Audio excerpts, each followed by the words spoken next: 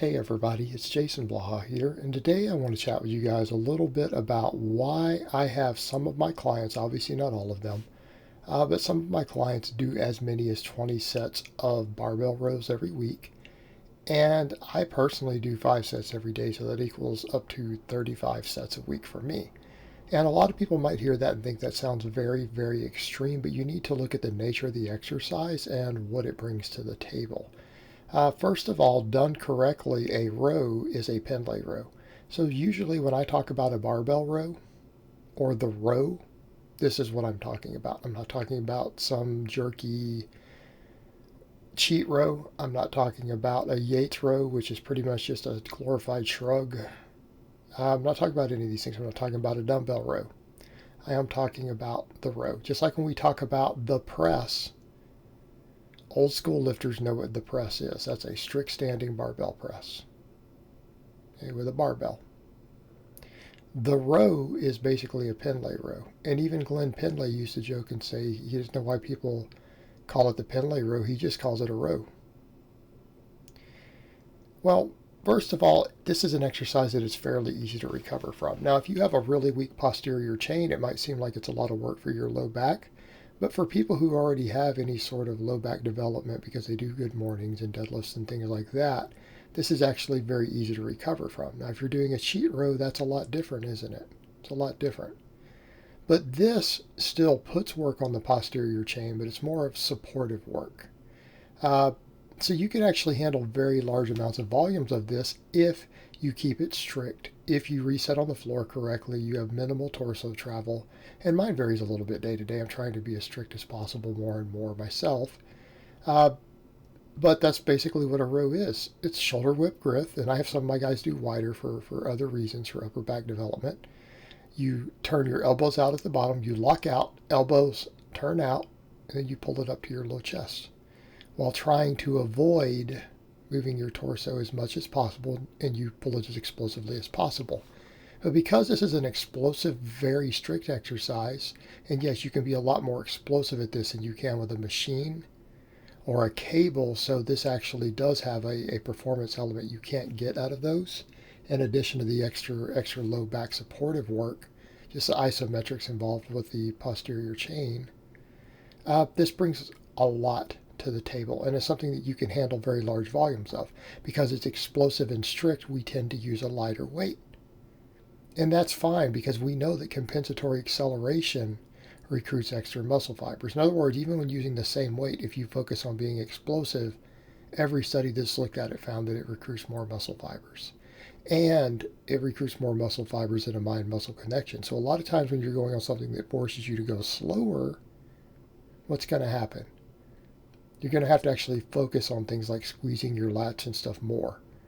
But if you look at studies comparing compensatory acceleration with mind-muscle connection, compensatory acceleration is superior for every muscle involved. So because it's an explosive movement, we're going to get full recruitment of the lats, the mid-traps, some of the bicep, all of that, more so than if we focused on a certain area. Okay, and again, that's what the scientific literature shows. So this makes it an explosive movement. And because we're forced to go lighter, it's easier to recover from. Okay, this is an exercise that you, as long as you have a strong low back and a strong core, this exercise is very easy to recover from. It allows for high volumes. And we're obviously going to use a lot less weight, because for me at one time I was doing 10 sets of 10 on chin-ups weighing 220 versus like the 165 I have on the bar here. It's much, much less weight for your back. So again, easy to recover from. So what does this bring to the table? Well, this usually addresses weak links in almost every exercise. For someone who just needs to get stronger all the way around, okay, this is of great value because it addresses a lot of the common weak points. A lot of guys on bench, they can't bench correctly because they have no stability. They don't have a strong upper back to set up and get tight. All right, this builds your whole upper and mid back. Yes, it is superior for upper back to a pull up or a chin up. Okay, those are great for your middle back. We could argue that's the king of lat exercises. But with enough volume, this can do just as much. But set per set, it's going to be a little inferior, right? But those don't build the whole upper back. They don't build your traps. They don't build your rear delts. They don't build your rhomboids, things like that, nearly as well as rows do. They do hit those areas, just not as effectively. All right, this will build a more stable upper back and shoulder girdle to press from on your bench press and actually all your pressing, including your overhead press. All right, this addresses a very, very common weak link.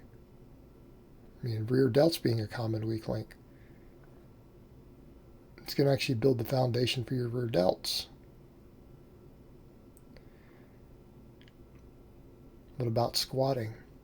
A lot of guys who struggle with the high bar squat. I've got guys like that now who they've done a bunch of low bar, then they try to go back high bar and they squat dramatically less. That's not normal. I'm going to be honest. If you squat 315 low bar, you're still not super strong. If you squat 315 low bar and you can't squat at least 300 high bar, there's a problem. That's a muscle imbalance because they shouldn't be that far apart, particularly for someone at that strength level. 15 pounds would be a pretty big spread. Closer to 10, I would expect you to be able to straight up high bar 305. Right? Easily. I can squat the same on both. So I prefer high bar. But I have a big upper back, don't I? It matters. Creates a shelf to place the bar on correctly up there. You can support the high bar better if you have a stronger upper back. It can also help with some of the issues that we have as far as T-spine rounding. Now, it's not necessarily the king of T-spine exercises, but I address that for all my lifters anyways. It'll help, though. A more stable shelf up there to squat with. All right, and those are all indirect. Those are just all about stability, right? What about when it comes to primary movers? What will this do to your conventional deadlift? It'll do a lot.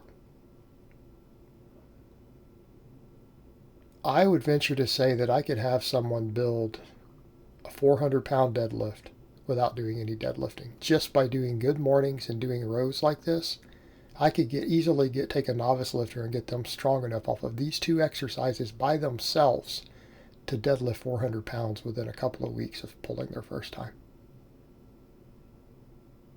Right? This will build your deadlift. This will build your deadlift.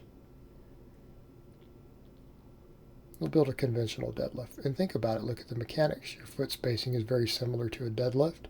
You're pulling from a dead stop on the floor. You're learning to engage the lats. We get strong isometric training for the entire posterior chain and low back.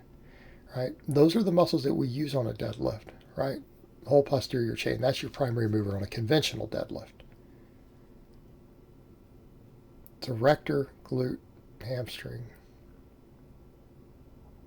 It trains those fairly effectively, but it also trains your whole upper and mid back. All right, that upper and mid back is what you need to get tight on the deadlift, right? So that you can pull into scapular retraction, so that you can get tight to help break the weight off the floor better. This will help that. This exercise will help your start. It will help you break the weight off the floor on a conventional deadlift. Okay. The good morning will help you follow through with it. But this will give you the strength out of the bottom because we build that isometrics for the posterior chain, and then we build, again, all the muscles around the scapula. And you've got to be able to pull into tight scapular retraction. So you need strong lats, strong mid traps, all of that stuff. All right? When pulling off the floor, and that's what you do. We are pulling off the floor here. So this will improve your deadlift as well. But then the other thing to consider, look at all the muscles it works. It's an exercise which we can do 20 sets of. I have plenty of lifters who do 20 sets of these and recover every single week. And we do hard. We do limit sets. They recover from it. Builds your back. Builds your lats, traps, rear delts, forearms. To some extent, bicep. Obviously, it's not king of bicep by any stretch of the imagination, but it contributes. Builds isometric strength in your whole posterior chain. All right, this is a big size builder. and it's a size builder to which you can do large volumes of and recover from. That's why it brings so much to the table. All right, guys, well, that's really all I have to say on that today. I hope it's been informative, and I will talk to you guys next time.